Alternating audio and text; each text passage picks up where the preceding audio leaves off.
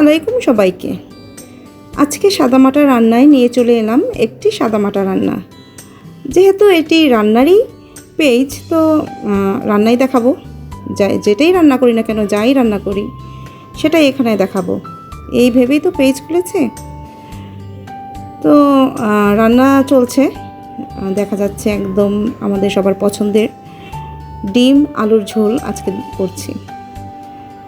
তো আমার এই সাদামাটা রান্নাগুলো যদি আপনাদের ভালো লাগে তাহলে অবশ্যই লাইক করবেন, একটা লাইক দিবেন, আর কমেন্ট করবেন। আর আমি সাদামাটাভাবে রেঁধেই চলেছি। তো আমার রান্নাটা চলছে আলুর দিয়ে ডিম দিয়ে ঝোল, খুবই কমন, এটা প্রায় করতে হয়। যেদিনই আমি হয়তো নিজের জন্য হয়তো শাকসবজি খাই, তখন দেখা যাচ্ছে বাচ্চারা খেতে চায় না, ওদের জন্য আমার ডিম ভুনাটা রাখতেই হয়। তো এই তো আমার রান্না।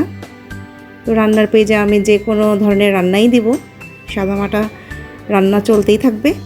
তো আপনারাও দেখতে থাকুন, আর অবশ্যই পেজটিকে একটা লাইক দিয়ে দেবেন। তো আমার রান্না হয়ে আসছে এবং লোভনীয় দেখা যাচ্ছে আস্তে আস্তে, এটা যেহেতু আমাদের সবার প্রিয় একটি মেনু।